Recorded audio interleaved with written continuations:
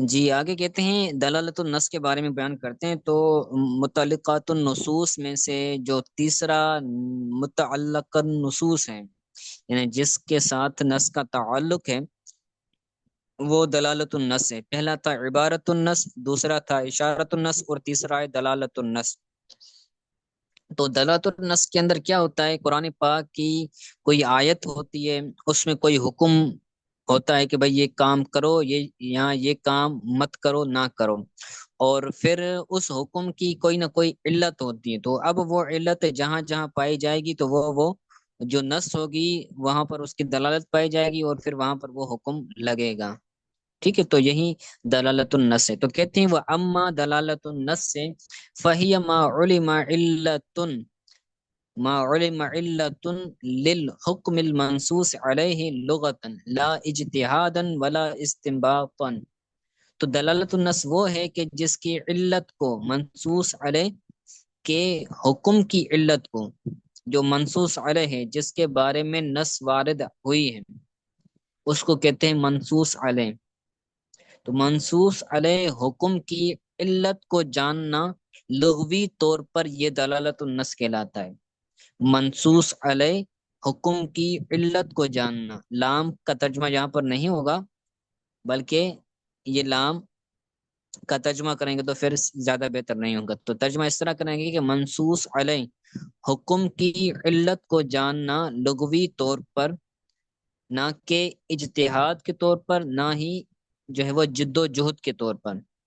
اجتہاد بولتے ہیں غور و فکر کرنا، تفکر، تعمل کرنا، اور تعمل کے بغیر اور جد و جہد کے بغیر لغوی طور پر منصوص علیہ حکم کی علت کو جاننا، یہ دلالت النص کی تعریف ہے، اس کو دلالت النص کہا جاتا ہے۔ ٹھیک ہے، آگے مثال بیان کرتے ہیں۔ مثال ہو فی قولہ تعالی، دلالت النص کی مثال اللہ تعالیٰ کے فرمان میں کہ فلا تقل لهما اف ولا تنهرهما، کہ اللہ تعالیٰ نے فرمایا کہ تم ان دونوں کو نہ کہو اف، ان دونوں کو یعنی والدین کو، والد اور والدہ کو تم اف تک نہ کہو۔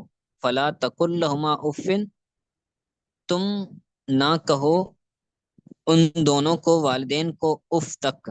ولا تنہرہما، اور نہ ہی تم ان کو جھڑکو، جھڑکنا بھی نہیں اور اف بھی نہیں کہنا، اللہ تعالیٰ کا یہ فرمان ہے۔ تو اس کے اندر دلالت النص کس طرح ہے؟ کہتے ہیں فالعالم بعود اللغت، تو واضع لغت کا جو جاننے والا ہے، یعنی لغت کس لیے وضع کی گئی ہے، لغت کے اندر الفاظ کو کس لیے وضع کیا گیا ہے، تو اس لغت کو جاننے والا، فالعالم جاننے والا، لغت کی وضع کو کیا کرے گا؟ یفہم باول السماع ان تحریم التعفیف لدفع العزاء عنہما، لغت کو جاننے والا شخص پہلی مرتبہ سننے سے سمجھ جائے گا۔ یفہم باول السماع، پہلی مرتبہ سننے سے وہ سمجھ جائے گا کہ جو اف کہنے کی حرمت ہے، ان تحریم التعفیف، اف کہنے کی حرمت ہے، تو یہ ان دونوں سے اذیت کو دور کرنے کے لیے ہے۔ جو اللہ تعالیٰ نے والدین کو اف کہنے کی منع فرمایا کہ تم والدین کو اف نہ کہو، تو یہ کیوں کہا ہے؟ یہ والدین سے تکلیف کو، اذیت کو دور کرنے کے لیے کہا گیا ہے کہ بھائی اف کہنے سے کیا ہوگی؟ تکلیف ہوگی، تو اس لیے یہ حرام قرار دیا گیا ہے۔ تو علت یہاں پر کیا ہے؟ والدین کو تکلیف دینا، اذیت دینا، تو یہ علت ہے، اس علت کی وجہ سے اف کہنے سے منع کیا گیا ہے۔ ٹھیک ہے، تو آگے کہتے ہیں وہ حکم حاضن نوع، اب دلالت النص کا حکم بیان کرتے ہیں کہ وہ حکم حاضن نوع عموم الحکم المنصوص علیہ لعموم العلت ہی، اس نوع کا یعنی دلالت النص کا حکم منصوص علیہ حکم کو عام کرنا ہے، منصوص علیہ کے حکم کو عام کرنا ہے، لعموم علت ہی، اس منصوص علیہ حکم کی علت کے عام ہونے کی وجہ سے، جو قرآن کے اندر حکم دیا گیا ہے اس کو عام رکھنا ہے، اس کو عام کرنا ہے۔ یہ اس دلالت نص کا حکم ہے۔ اب اس منصوص علیہ حکم کو عام کیوں رکھنا ہے؟ کیونکہ اس کی علت عام ہوتی ہے، بعموم علت ہی، اس علت کے عام ہونے کی وجہ سے۔ تو قرآن پاک کے اندر اللہ تعالیٰ نے اف کہنے سے منع فرمایا، تو اب یہ جو حکم ہے یہ حکم عام ہے کہ بھائی ہر وہ چیز جس کے اندر والدین کو تکلیف ہوتی ہو تو ہر وہ چیز کیا ہو جائے گی؟ وہ حرام ہو جائے گی، وہ اس آیت کے تحت منع ہو جائے گی۔ ٹھیک ہے، تو اسی وجہ سے آگے کہتے ہیں وَلِحَاظَ الْمَعْنَى قُلْنَا، اسی معنی کی وجہ سے ہم نے کہا کہ بتحریم الضرب والشتم والاستخدام عن العب بسبب الاجارت والحس والحبس بسبب الدین او القتل قصاصا، اسی معنی کی وجہ سے ہم نے کہا مارنے کی حرمت کو اور گالم گلوچ دینے کی حرمت کو شتم بولتے ہیں، جو ہے وہ گالم گلوچ دینا۔ تو والدین کو مارنا بھی حرام ہے اور ان کو برا بھلا کہنا یہ بھی حرام ہے۔ والاستخدام یعنی الاب، اور والد سے خدمت لینا، یعنی والد اور والدہ سے خدمت لینا، بسبب الاجارت، اجارت کی اجارے کی سبب سے، یعنی والدین کو اجارے پر رکھ کر ان سے خدمت لینا یہ بھی کیا ہے؟ حرام ہے۔ کوئی بھی بندے پر کسی بھی بندے پر یہ حرام اور ناجائز ہے کہ وہ والدین کو اجرت پر رکھے اور اپنی خدمت کروائے۔ ٹھیک ہے، اسی طرح والحب سے بسبب الدین، اور قرضے کی سبب والدین کو قید کرنا یہ بھی کیا ہے؟ حرام ہے۔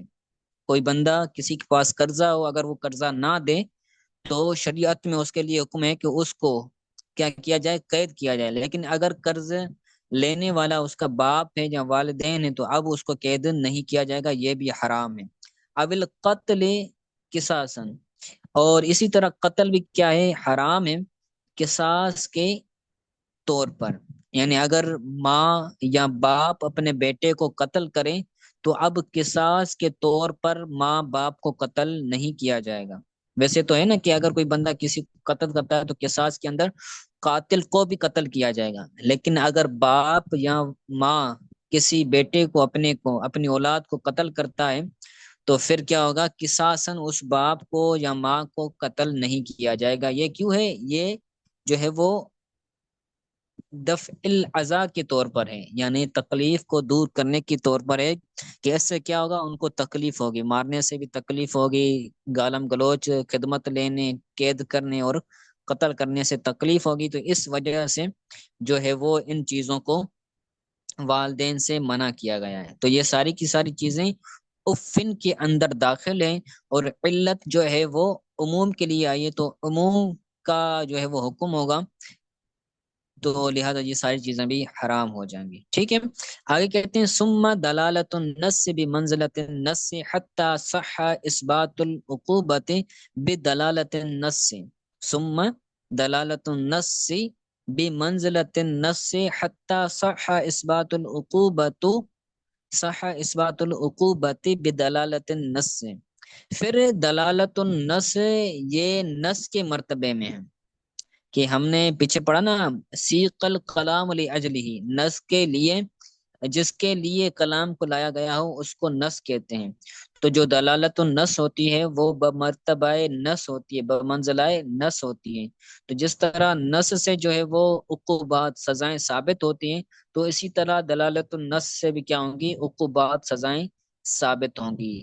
حتی صح اثبات العقوبات بدلالت النص، یہاں تک کہ دلالت النص کی وجہ سے بھی عقوبات یعنی سزائیں کیا ہوں گی؟ ثابت، سزاؤں کا ثابت ہونا یہ درست ہے۔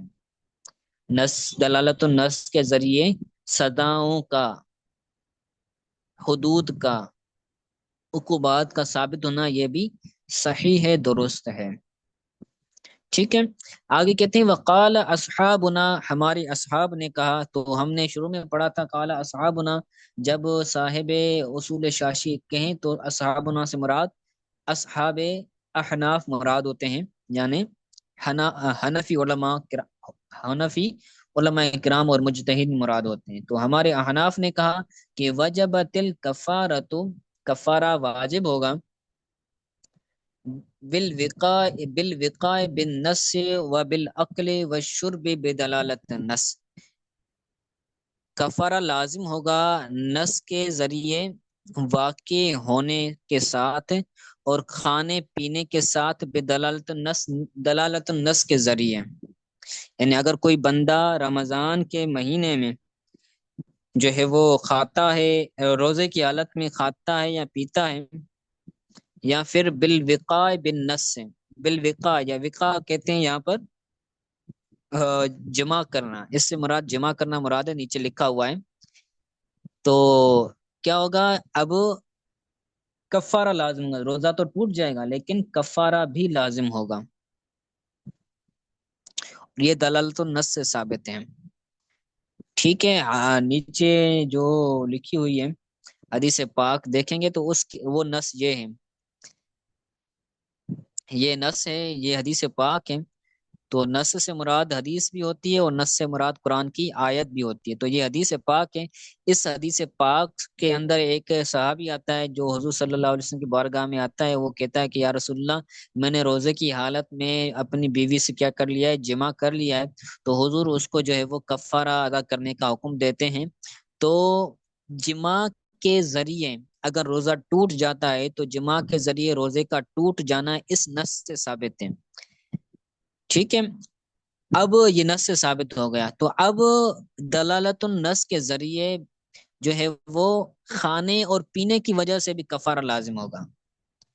جمع کرنے سے تو روزہ ٹوٹ جائے گا بالاتفاق، جو ہے وہ جمع کرے، کھائے یا پیے، اس سے تو روزہ ٹوٹ جائے گا، لیکن کفارہ لازم ہوگا یا نہیں ہوگا، اس کے بارے میں بحث کر رہے ہیں کہ حدیث پاک کے اندر آیا ہے، نص کے اندر آیا ہے کہ اگر کوئی بندہ اپنی بیوی سے جمع کرتا ہے تو اس پر تو کیا ہوگا؟ کفارہ لازم ہوگا۔ پھر ہم نے دلالت النص سے یہ سمجھا کہ اگر کوئی بندہ کھائے یا پیے تو اس سے بھی کیا ہوگا؟ کفارہ لازم ہوگا، روزہ ٹوٹ جائے گا، پھر کفارہ بھی لازم ہوگا۔ ٹھیک ہے، تو یہ جو ہے وہ ہم نے دلالت النص سے ثابت کیا ہے۔ آگے کہتے ہیں وَعَلَىٰ اعتبار حاضل معنی قیل، پھر اس معنی کے اعتبار پر کہا گیا کہ یدار الحکم علی تلک العلت، جو حکم ہے وہ اس علت کے ارد گرد گھومے گا۔ اب یہ ایک اصول ہے، پھر اس اصول کے تحت نیچے جو ہے وہ ساری چیزیں بیان کریں گے، تو اس کو ہم گزشتہ آئندہ درس کے اندر دیکھیں گے۔ بہرحال آپ یہاں تک دیکھ لیجئے گا بدلالت نص کے ساتھ، یہاں تک تو آج کے لیے اتنا سبق پڑھتے ہیں، اس کے حوالے سے کوئی بات سمجھ نہ آئی ہو تو پوچھ لیں۔